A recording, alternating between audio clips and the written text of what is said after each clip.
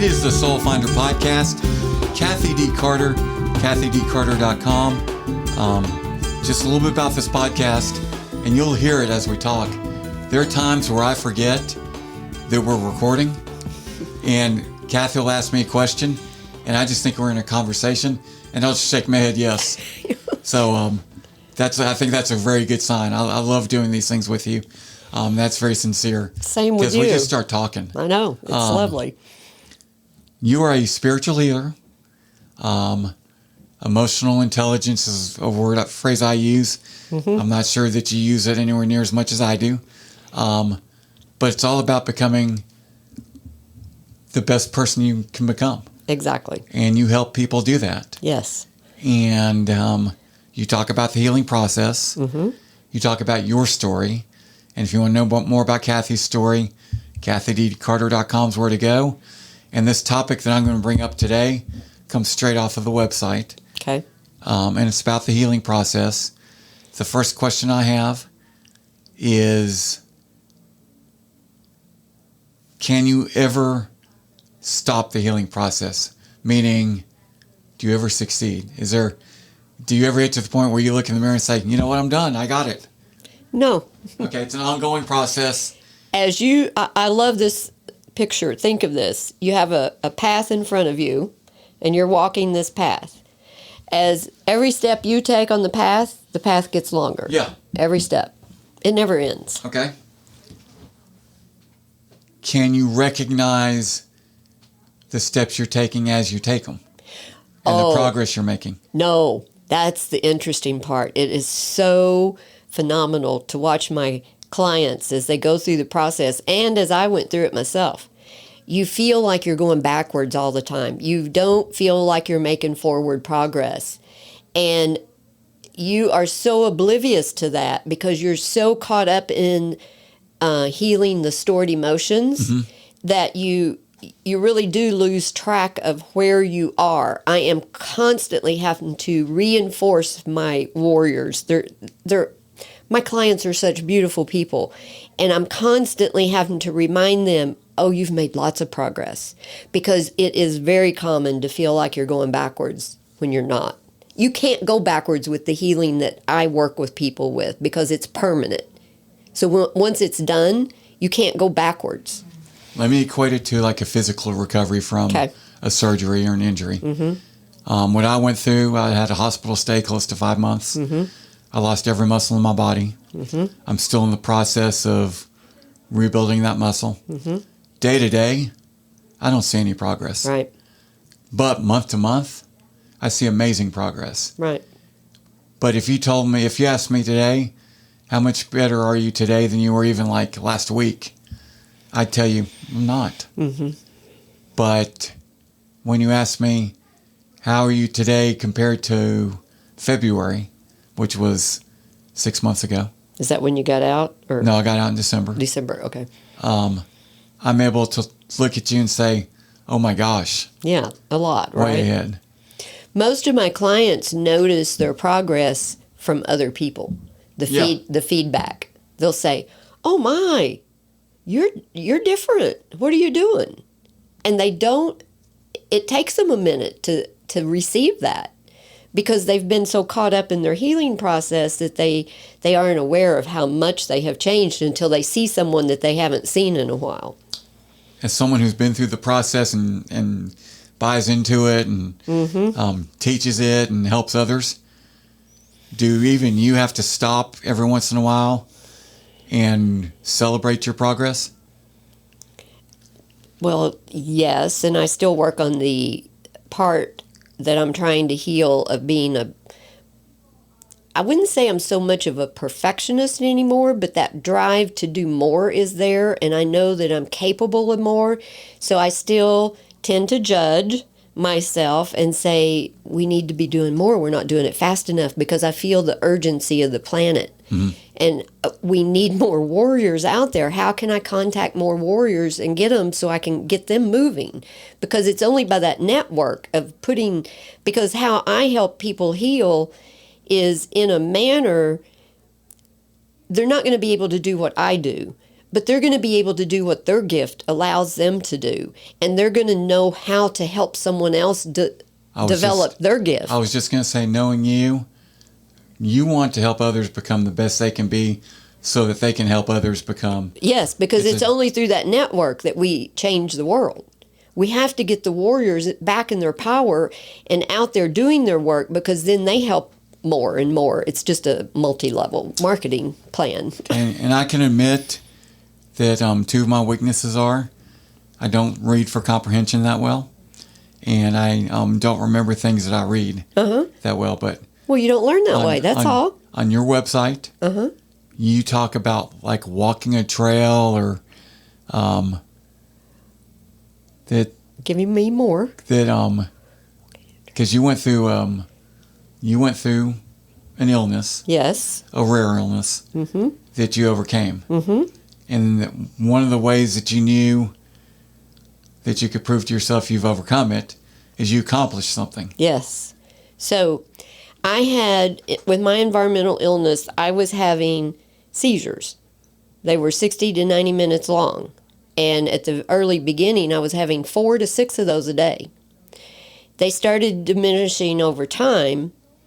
And within, I still had one. I had 1 or 2 a year up to the 6-7 years of when I was healing.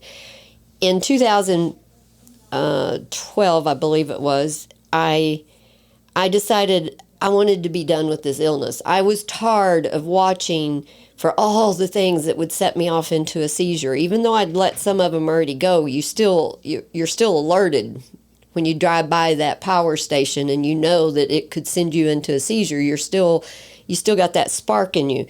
So I was really working on how can I prove to myself I'm well and I don't have that illness anymore. So a friend had said they were going on the El Camino, which I didn't even know what that was at the time, so I researched it, and then I said, how could you be so silly as to want to go do that? What is the El Camino? The El Camino is a pathway from France down through the mountains across the north part of Spain out to the coastline. Yes. I'm smiling because I really don't read well for comprehension, because I thought the El Camino was some trail in Texas. No, it is in Spain. It was the first time I'd ever been out of the U.S., and we flew up from Madrid and started the path there. We walked almost, I can't remember now, I think it was close to 300 miles, and you would stay in hostels at night. So I never knew what kind of circumstances I was going to be in. You carry a backpack, and believe me, you want to keep those as low weight as possible. And we walked every day. We walked anywhere from 12 to 25 miles a day. And you would land in a town and try to get a hostel for the night. And if there wasn't an open one, you had to walk to the next town. Well, we got smart because we met somebody smarter, and they said, book the hotels. The hotels are not that much more expensive than the hostels. So we started booking the hotels so we'd have a place when we got there. You said something genius. What? We got smart because we met somebody smarter. I love that. Yes, because that's how you learn things. And so walking that El Camino was the proof to myself that I could be natural and normal now. And I did not have to live within the confines of my illness anymore. How big of a revelation was that? Huge, because I had to do that, because I couldn't, as long as I didn't go do something big like that, I was still always wondering, what if? I was wondering, well, what if there's a stronger power station, or what if something happens to my body one day and it does set me off in a seizure, and I go backwards and I go back through all this again, or I become allergic again to stuff. What if that happens? And it was like I had played that game for a year or so because I was getting stronger and stronger, and I just couldn't take it anymore. I just had to go do something way off of the books to prove that I could just forget all that. And that was the goal. Mm-hmm. To conquer that feeling, yes. To conquer that emotion. Yes, and to walk through anything that I encountered and show myself I could handle it. In a previous episode, you talked and you gave the example of being able to stand on a stage and tell everyone everything about your life, all your darkest secrets. If it probably had to be the same type of feeling. Yes. To conquer that. Yes. Yes, they're very similar because it's stuff that you hold within yourself. Secrets kill people. Secrets kill you. They really do. And it's anything that you hold within yourself that you're afraid, fear kills you. And fear is only created in your own head with your own thoughts. But a lot of times it's from the unconscious thoughts. And that's what I help people do, is find those unconscious thoughts. And we look at them, and then they dissolve themselves usually. But you have to find them first. So one of my goals with these episodes that we do is to try and get, the way I look at it, is I want to try and get even the skeptical people to contact you. Because as I keep saying, they can learn. I can learn. And I don't go way out there with those that don't believe. Well, I adapt to whoever's in front of me. Yeah, and you really do.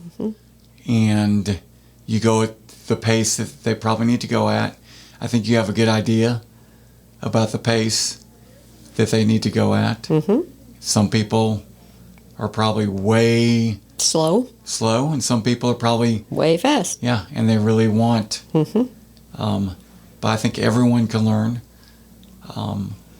And so hopefully that's what we're doing here. Yes, that's what we want to do. And so kathydcarter.com is the website. Please go there, read it. It's a very easy website to read, even if you don't read for comprehension like me. That's you just learn a different way. I just did this with a client. All her life she thought she had to read and take notes and memorize. Yeah. She's one of the hands-on learners. The only way she retains stuff is to hear it and do it. Have her hands on it.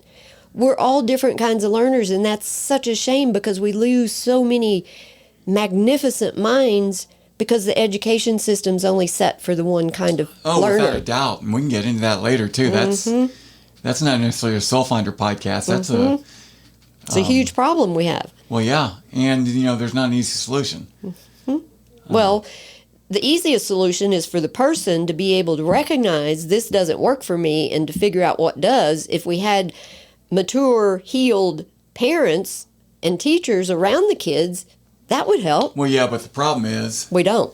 Well, we don't. The other problem is a teacher has a classroom of 32 kids, and each one of them probably has a distinct and different way that they learn. And that teacher's challenged to try and get the catch most as common many as possible. Yeah, to get the most common. So, and the very, very quick, unusual, intelligent ones are up here, and the ones that need more help are down here, and both those groups get cast out. See, and I'm not twisting this that far. That's what Kathy can bring you, because she's able to recognize that not all of her clients are the same. And she can adjust to you because she's not teaching 32 people at the same time. And she's got a very good understanding.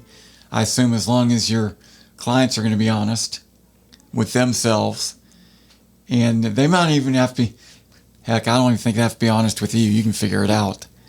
It's all about being honest with yourself and admitting where you are on that scale and what you need to be open to. Well, I help people become honest with themselves. Because most people aren't. We're taught not to be. Yeah. Oh, yeah. KathyDCarter.com, The Soul Finder, and we look forward to talking to you next time.